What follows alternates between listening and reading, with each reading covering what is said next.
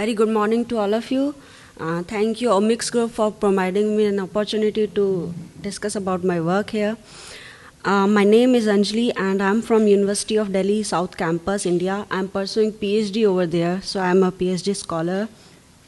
So this is the title of my work, that the silencing of hormonal biosynthesis genes by double-stranded RNA impairs the larval growth and development of cotton bollworm, that is Helicoverpa armigera. So starting with a brief introduction, I would like to talk about these few points. Crop losses due to insect pests. The crop food is the basic necessity of any country. So the food crops, they are mostly damaged by the abiotic and the biotic factors. So in biotic factors, there are the insect pests which cause huge damage to the food crops. So in these insect pests, this Helicoverpa armigera is the worst pest known, and it is polyphagous and cosmopolitan in nature. It feeds upon not only on the food crops, on the ornamental plants also, and on the cash crops also, like the cotton.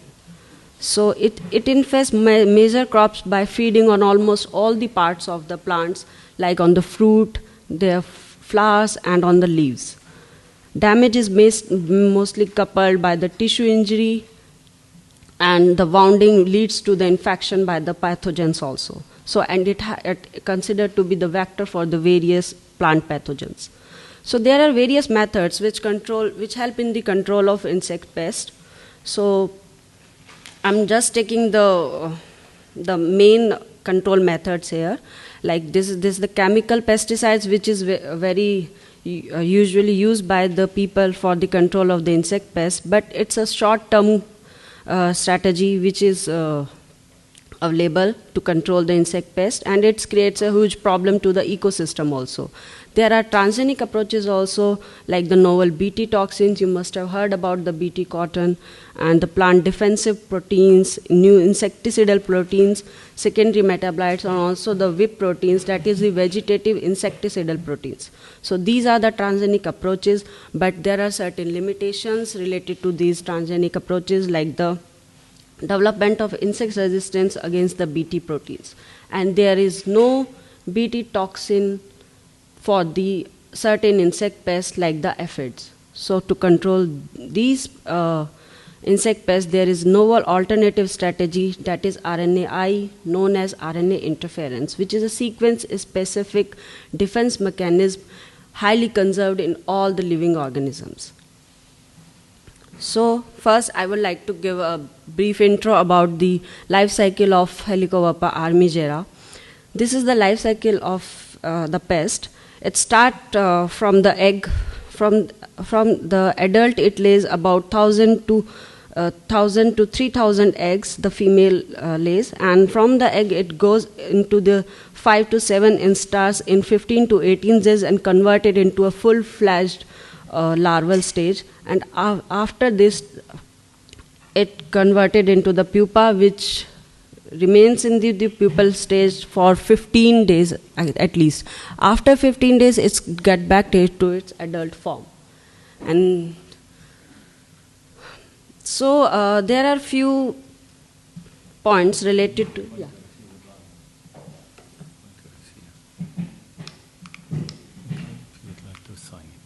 Okay, thank you. Yeah. So it completes its life cycle in 4 to 6 weeks in summer, and it takes to 8 to 12 weeks to complete its life cycle in spring or autumn. It's a notorious pest of any kind of crop, because the first it is cosmopolitan in nature, present each and everywhere, almost all the parts of the world. Second thing, its egg-laying capacity is very high. It's used to give around 3,000 eggs per female. So these are some of the points of its notorious nature. So now this is the RNAi pathway. So RNAi pathway is a highly conserved pathway. present in all the living organisms. Whenever a double-stranded RNA is present in the living organism, it triggers this mechanism. This mechanism is divided into two parts, that is the effector. This part is the effector step and this part is the initiation step. The effector step is the step in which the double-stranded RNA is diced by the dicer, which is an RNase 3 enzyme, and it dices the double-stranded RNA into 21 base pair small siRNA duplexes. This is the small interfering RNA duplexes. Then there are the proteins which are involved into this mechanism, and they form a complex known as the RISC complex, which is the RNA-inducing silencing complex. This complex, it comes into the contact with the 21 base pair siRNA duplex, and it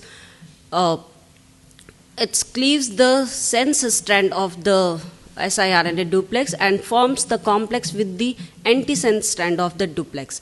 And this antisense, it is complementary to the target messenger RNA of the system. So it forms the base pair, it forms the pairing with the target messenger RNA, and in this way it degrades the messenger RNA. So this is the post-transcriptional mechanism. So in this way there will be no formation of the protein, and the messenger RNA will get degraded and the gene will get silenced. And the application of this technique is this, that it is highly sequence specific. You can target a particular gene by using the double-stranded RNA of that particular gene which you want to target. Second thing, there is no protein load on the plant because there is no formation of protein. Like in the BT system, there is formation of protein. So protein load is also there in the plant. Third thing, it used to give about almost complete silencing of the gene, rather than the other techniques like the antisense, if you are using just antisense into your system. So, and these are some of the benefits of this pathway. So I would like to just start with my objectives. These are the objectives. First is the cloning of the hormonal biosynthesis genes. We took these genes because these are very, very, very important in the functioning of this insect pest, that is Helicoverpa armigera. We considered 6 genes, that is the PTTS gene, JHAMT, PBAP, EHP, and HR3 and AP4. So all the genes are helpful in the molting and the growth and development of this insect pest. So if you are silencing these genes, you may silence the functionality in the insect pest, and you can get the mortality of the insect pest. Second is the preparation of gene-specific double-stranded RNA via in vitro transcription for these hormonal biosynthesis genes. Also the preparation of HAPTTH diced siRNA, where we have compared the efficiency between the double-stranded RNA and the diced siRNA.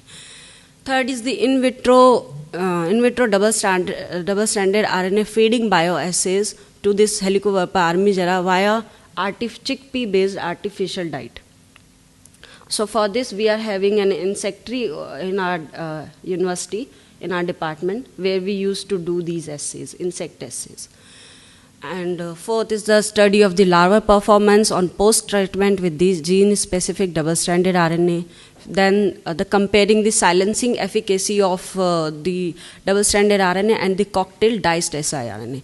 And lastly, the molecular characterization for all of these genes.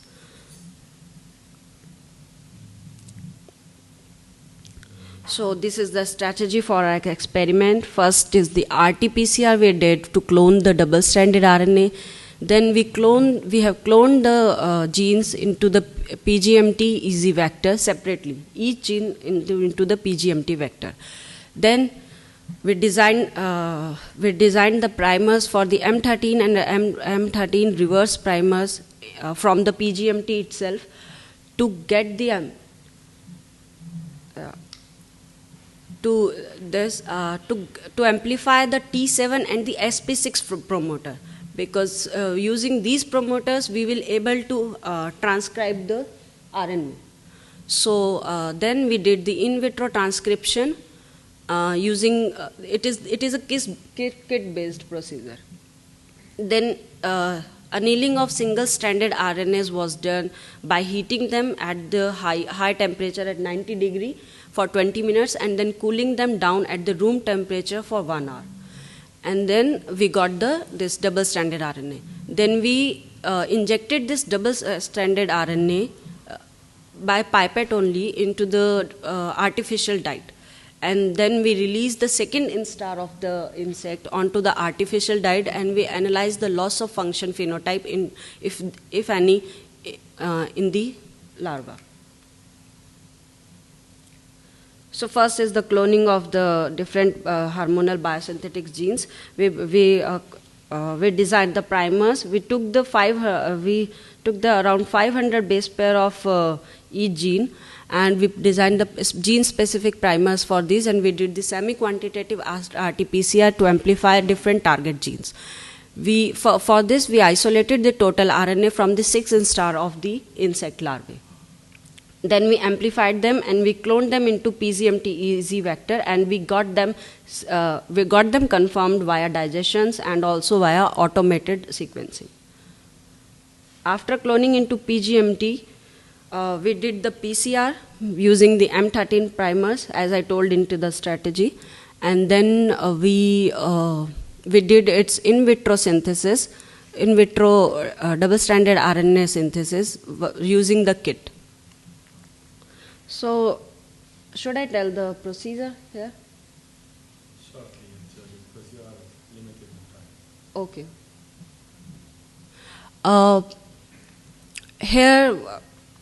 Here what we did the PCR. After PCR, we ethanol precipitated the product of the PCR of the gene, and then actually this is the gel checking of the double-stranded RNA we did on the 1% agarose gel, DNA agarose gel, and this is the siRNA, cocktail siRNAs, which we synthesized by digesting the double-stranded RNA of HAPTTS gene by in vitro dicing with RNase 3 enzyme. So these are the siRNAs, which we checked on the 15% paste gel. So this is the artificial diet. We prepared the artificial diet and then we poured it into a 24 well Petri plate, and we poured the double-stranded RNA into the diet, and then we release the second instar on the diet. This is the control and this is the unrelated, and these are with the genes where you can see the insect its diet. So on 5th day, 8th day and the 12th day, we calculated the percentage mortality for each gene.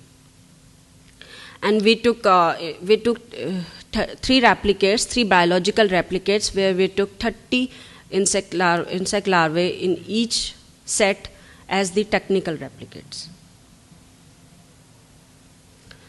So after 12 to 15 days, we found that that in the control and in the unrelated, we got 98 to 100% of pupation. But in the double-stranded RNA treated larvae, they didn't enter into the pupation and they died like this.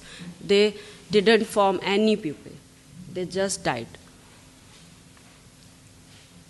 So this is the statistical analysis we did. We took the larval weight at the third day, and we found a significant reduction in the larval weight, and this is the percentage mortality we calculated after the 12th day, and EHP shows the highest percentage mortality, and this is the relative expression of the each gene we have checked by the qPCR with the real time. So now is the comparing the silencing efficacy of undiced double-stranded RNA and the cocktail diced siRNA. For this, we injected the double-stranded RNA and the diced and the siRNA into the diet, and same way we released the second instar onto the diet and the control and the unrelated. For the unrelated, we used the double-stranded RNA of the GFP, green fluorescent protein, so that we can find out the correlation. So we calculate, this is the data for the 3rd and the 8th and the 12th day. So we found that in double-stranded RNA, there was more mortality rather than the diced siRNA. This was the simple experiment we did for the feeding choice assay for the Helicoverpa armigera, because we are having the three crops, tobacco, tomato and cotton. We just tried to find out which will be better to use for comparing the silencing efficacy of diced siRNA and the double-stranded siRNA. So here these are just the control leaves of the tobacco, tomato and the cotton. We fed them to the larva, and we found that cotton, the Helicoverpa armigera, it eats cotton very happily. So here we found it's very good in growth and health rather than the larvae which were feeding on the tobacco and the tomato. So we considered cotton leaves for our experiment. So here these are the cotton leaves where we took the double-stranded RNA solution and the diced siRNA solution, and we coated them separately on the leaves of the cotton with the paint brush, which is an autoclave paint brush. And after coating, we release the insect larvae, and we observe the larval performance in this experiment. And this is the percentage mortality we found. Here also we found that double-stranded RNA gives more mortality than the diced siRNAs. This is the statistical data. This is the mean weight we have calculated after third day of the experiment, and this is the percentage mortality on the 12th day. So you can see double-stranded RNA gives the highest mortality, and the relative expression level of the genes we have also checked by the real time, and the undiced double-stranded RNA is the level of the gene is less, transcript abundance is less rather than the diced siRNA. So this is the summary of the work, that the delivery of double-stranded RNAs by artificial dyes has proved to be the easy and the less laborious in vitro technique to analyze the function of any gene. Secondly, the genes are, the statistical data shows that the genes are highly sensitive to the RNAi and thus can be used for generating insect-proof plants in order to manage pest attack. The hormones are really important for the normal functioning of an organism, and also all the hormones are interrelated as they are helpful in the molting and the growth and development of the insect pest. That's why they can be used in combination, and in combination they can be used to generate transgenic plants. So, these are the vital potential target genes for the development of insect-resistant transgenics. And also we found that double-stranded RNAs are more effective in silencing the target genes rather than the diced siRNAs, because there are reports where people have looked for the function of any gene using the siRNAs, but our report suggests that double-stranded RNAs are more stable, and they are giving the silencing. They are giving more silencing of the gene rather than the diced siRNAs. Because the probable reason for this is that double-stranded RNAs, they are more stable than the diced siRNAs. Diced siRNAs are just 21 base pair, so they are more prone to degradation in the gut of the insect than the double-stranded RNA, which is longer in size. So I would like to acknowledge Mr. Natarajaswamy Kaleda from Germany, who helped in the experiments, Professor M.V. Rajam, who is head and as well as my mentor, and DST Inspire Fellowship from Department of Science and Technology for my PhD program. Thank you for it. Thank you, Sophin, for some questions. First of all, I would like to thank you for that presentation. Thank you. But I don't know if I missed something or not. I can't imagine the application of this method. Are you going to spray plants with the no, not spraying. This is actually, Transgenic plants, right? yeah. Transgenic. Yeah, already our lab has, already myself, I have generated the transgenic plants, tobacco and cotton transgenics for this pest. So, but the experiments for them, it's going on. It's in trial for the transgenics one. For these genes, it's in pipeline. The generation of the transgenics for these genes, it's in pipeline. Actually, the first thing, see, the generation of transgenic, it's very laborious tissue culture. And so first of all, what our lab is do, we first screen the genes. We screen the genes. First, we screen the genes, and whichever is potential gene, we took that gene and we generate the transgenic plants. Because I'm working on cotton, I have generated a transgenics for the cotton for the ACHE gene, that is acetylcholinesterase gene for this insect pest. And there is a paper on this, publication on this ACHE gene, for which my senior has done the experiment, and he has shown that this gene is very effective in silencing. If we silence ACHE gene of that insect pest, then we will get 90 to 100% of mortality in this with this. So that's why we first screen the genes and then we generate the transgenics and then we do the experiments on them. So. Other questions? Yes, please. One small question. Yeah. First of all, very neat approach, nice presentation. Thank you, sir. There is one small discrepancy if you can verify. On one hand, you said those fed on double stranded RNA diet, larvae, Yes, is not mutated. Yes, sir. And the maximum mortality I noticed was only 70%. No, it's 90% in EHP. Okay. So, question was Yeah. the remaining 10 or 30%, do they pupate and go through the life cycle or they die after the pupation? Yes, sir. Yeah. I'm saying in control and in unrelated, 98 to 100% they pupated. But in the treated one, some larvae, they didn't enter into the, some enter into the pupation. Obviously, some, They go through normal cycle and hatches? no, they didn't hatch because, they mated, but they have given very less, less number of eggs. They laid very less number of eggs, the treated one. And see, when we do the experiment, we are taking 30 larvae. So in 30 larvae, we don't know the number of the females and the males. So most of them, see, 90% mortality is there. Most of them, they died, right? And few of them, they didn't enter into the pupation. So they also died. So we didn't left with the, male and the female. So there is no point of mating also. So mortality is there. You think it can be used for human No. in the future for treatment such as diseases? No. So because for that there are. We have to produce transgenic human. Transgenic human. No, we generate transgenic crops, fruit crops. We are working on fruit crop itself. I see. So first, what we do, we took the sequence of the gene and we do its off targeting. I see. Off targeting means it should not silence our gene or the plant gene, the food gene.